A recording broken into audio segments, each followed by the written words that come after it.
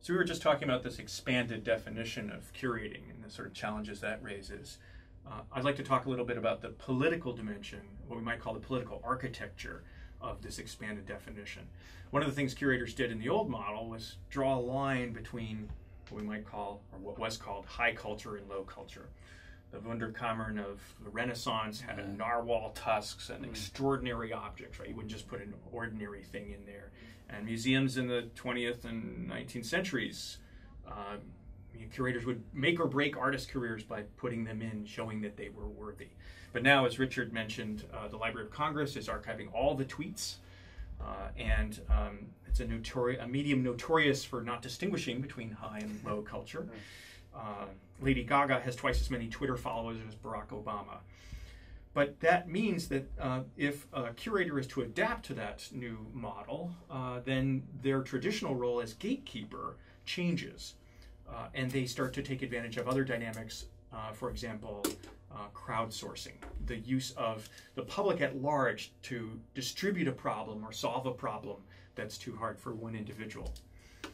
So we see the advantage of the public when it comes to, for example, curating on the internet. You would think that the pinnacle of design would be, say, the Museum of Modern Art in New York's design department webpage, very well known and a highly coveted position for a curator. But I just did a Google ranking check on that page, and it's not as high as James Bridle's Tumblr blog on the new aesthetic. So what does that mean? Well, it means that if you're an institution trying to compete in that arena for that kind of attention, you've got to experiment with some of these new expanded models of curating. And institutions like the Brooklyn Museum have done this by inviting the public to actually help them select items for a show, or to actually modify wall labels.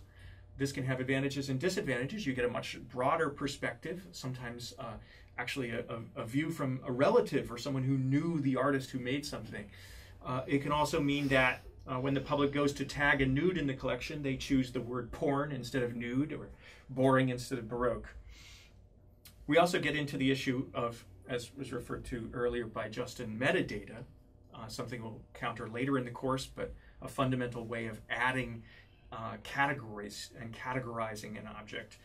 Well, the old model of authorities that are hierarchic and determined in a top-down way by experts is giving way to, in some contexts, folksonomies, a more lateral, public-created way of cataloging objects and relationships.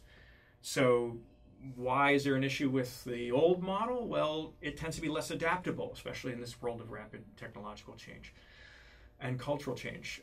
Clay Shirky gives the example of the Dewey Decimal System, obviously the standard by which many libraries were categorized.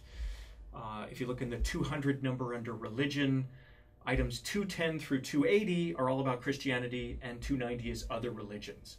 Well, that only gives 1/10 of the space in the categorization system for religions that are obviously much more than 1/10 of the world's religious beliefs.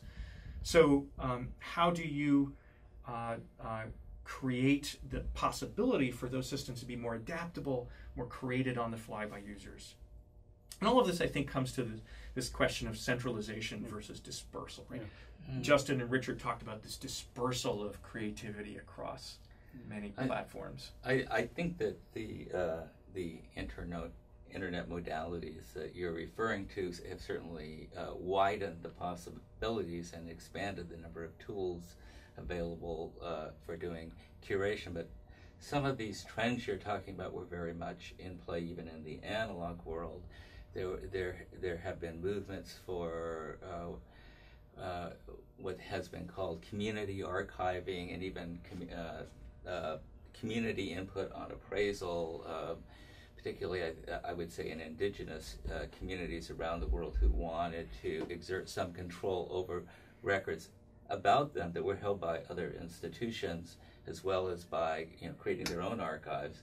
This, of course, has expanded with all sorts of community digital history projects on the web that, for the most part, established institutions have taken a hands-off approach to, even though they're very interested in them, they haven't tried to guide them or direct them. But the tools that are now available make it much easier for existing cultural institutions to start documenting areas that they might have liked to, but which were much more difficult in the past.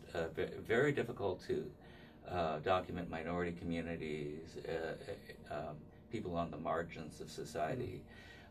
Now there's still a digital divide, and there's still people who fall off the radar, so to speak. But it's still it expands greatly the possibilities for collecting documentation on various communities. Yeah, I think those are really wonderful points, Richard. I was thinking as Jon was talking, the same thing is that a lot of this notion of decentralization and the dispersal of authority, if you will, that is sometimes attached to the notion of curation, does predate the digital, at least as we understand it today.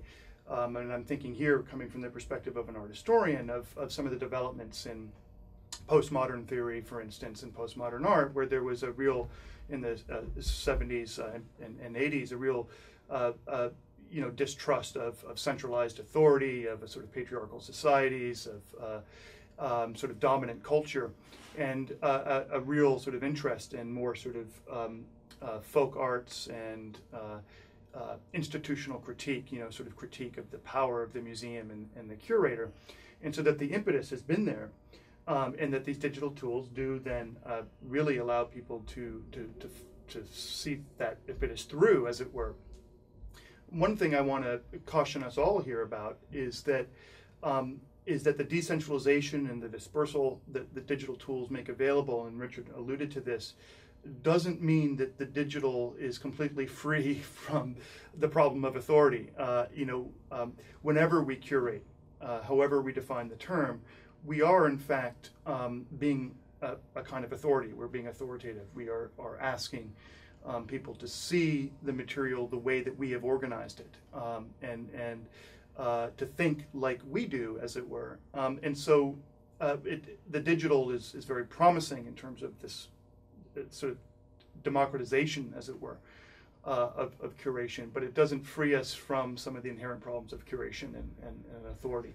That's right. And one of the concerns that we might have in things going digital and in this kind of dispersed way is that along with democratization sometimes can come homogenization, right? That the minority communities that Richard is speaking of might have different ways of needing to have things documented.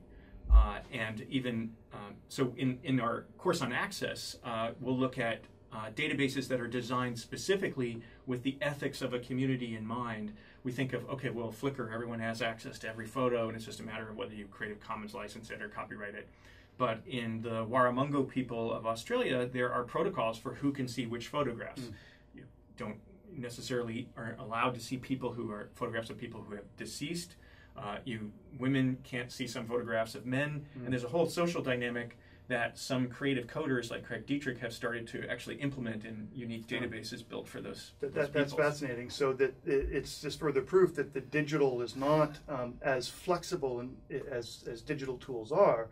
The way that they're conceived may not be useful or applicable for all cultures or all sorts of mechanisms, and so that we have to continuously adapt for the purposes. Well, I would say that the message there is that the digital is not immune from culture and politics, and plays for power. Yeah, that's true. And we also want to make sure that we don't that when we have these democratizing impulses, they don't lead to a kind of diminishing of difference, right? The different communities need different things, but also different people perceive things differently. And I think that's actually one thing where the digital is cutting edge sword. You can tailor make a newspaper or a museum experience just for that user based on what they've seen in the past in a way that you can't for a physical installation. Right. On the other hand, with things like tagging, you have to be careful that, sort of like it doesn't become a popularity contest in which the sort of cliches win out over the expert judgments. And my memory here is of a study someone did online where they asked men and women to rate colors and identify them. And they gave a series of pinks. and the women called them, fuchsia, dusky rose, all these specialized adjectives that probably came from lipstick brands, right? And the men gave them either the name pink or the name gay. So we want to be cautious about diminishing difference when we allow people in the public to categorize things. Yeah, and then just to reiterate a point that Richard made, I think is very important, is for all of us to keep in mind that as intimate as we might feel with digital tools and as easy access as we might have to computers and the internet, that access is by no means universal. And so that digital curated exhibitions or data is not, in fact, going to be universally accessible. I mean, we often use the word universal when we think of the digital, but we have to remember, of course, that in fact it's not, and that's important. So one of the questions that students can ask themselves is, have you ever encountered a digital application that you were excited to use, but for some reason just didn't work for your particular circumstance, that didn't respect the differences that different users bring to that equation? Yeah, whether it's through the aesthetics of the sort of the presentation or the way that material has to be searched for. I mean, I certainly find in many websites that the searching and then the mechanism by which the searches are returned, right, are not intuitive to me, and they don't help. But